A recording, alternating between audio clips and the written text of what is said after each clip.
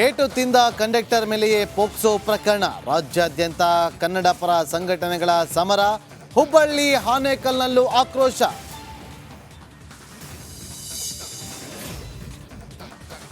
ಕಾಂಗ್ರೆಸ್ನಲ್ಲಿ ಕಾವೇರಿದ ಗದ್ದುಗೆ ಗುದ್ದಾಟ.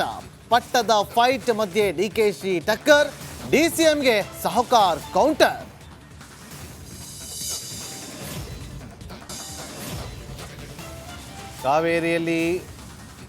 ಹಾವೇರಿಯಲ್ಲಿ ಜನರ ನಿದ್ದೆಗೆಡಿಸಿದ್ದ ಚಿರತೆ ಲಾಕ್. ಸತತ 8 ಗಂಟೆ ಕಾರ್ಯಾಚರಣೆ ಬಳಿಕ ಸೆರೆ. ನಿಟ್ಟುಸಿರು ಬಿಟ್ಟ ಮಾಳಾಪುರ ಗ್ರಾಮಸ್ಥರು.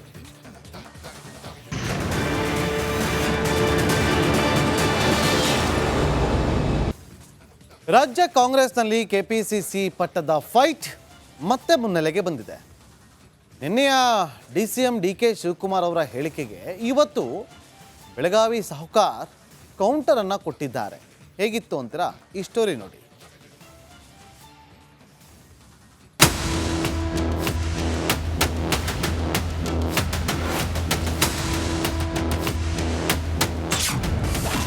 ಕಾಂಗ್ರೆಸ್ನಲ್ಲಿ ಕಾವೇರಿದ ಗದ್ದುಗೆ ಟಾಕ್ವಾರ್.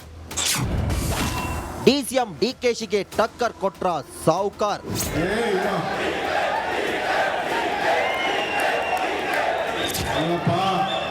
ನಾನು ಎಲೆಕ್ಷನ್ ನೆಕ್ಸ್ಟ್ ಟೈಮ್ ನಾನು ನಿಂತ್ಕೊಂಡಾಗ ನನ್ನ ಲೀಡರ್ಶಿಪ್ಪಲ್ಲಿ ನಡೆದಾಗ ನೀವು ಇದನ್ನು ಪದ ಉಪಯೋಗಿಸಿ ನಾನು ಬಿಟ್ಟು ಹೋಗೋದಿಲ್ಲ. ಇನ್ನೊಂದು 8 ವರ್ಷ ಗಟ್ಟಿಯಾಗಿರ್ತೀನಿ. ನನ್ನ ಆರೋಗ್ಯ ಗಟ್ಟಿಯಾಗಿರ್ತೀನಿ. ಕೇಳಿದ್ರಲ್ಲ, ಡಿಕೆ ಶಿವಕುಮಾರ್ ಕೊಟ್ಟ ಈ ಒಂದು ಹೇಳಿಕೆ ಕಾಂಗ್ರೆಸ್ನಲ್ಲಿ ಹಲ್ಚಲ್ ಎಬ್ಬಿಸಿದೆ. ಕೆಪಿಸಿಸಿ ಪಟ್ಟದ ಮೇಲೆ ಕಣ್ಣಿಟ್ಟಿದ್ದ ಸಿದ್ದು ಬಣಕ್ಕೆ ಡಿಕೆಶಿ ಈ ಹೇಳಿಕೆ ಮೂಲಕ ಸೈಲೆಂಟ್ ಶಾಕ್ ಕೊಟ್ಟಿದ್ರು. ಹೌದು, ಕಾಂಗ್ರೆಸ್ ಪಟ್ಟದ ಫೈಟ್ ನಡುವೆ ಡಿಸಿಎಂ ಡಿಕೆಶಿ ಸ್ಫೋಟಕ ಹೇಳಿಕೆ ನೀಡಿದ್ರು.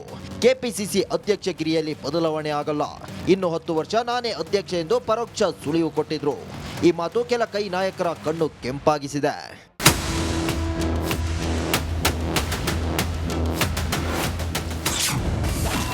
ಯಾರ ನೇತೃತ್ವ, ಯಾರು ಸಾರಥಿ? ದೆಹಲಿಯಲ್ಲೇ ಎಲ್ಲ ತೀರ್ಮಾನ ಎಂದ ಸತೀಶ್. ಡಿಕೆ ಮಾತಿಗೆ ಪರೋಕ್ಷವಾಗಿ ಸಚಿವ ಸತೀಶ್ ಜಾರಕಿಹೊಳಿ ಕೌಂಟರ್ ಕೊಟ್ಟಿದ್ದಾರೆ. ಏನೇ ಆದರೂ ದೆಹಲಿಯಲ್ಲೇ ಆಗುತ್ತೆ, ಇಲ್ಲೇನೂ ನಡೆಯಲ್ಲ ಅಂದಿದ್ದಾರೆ.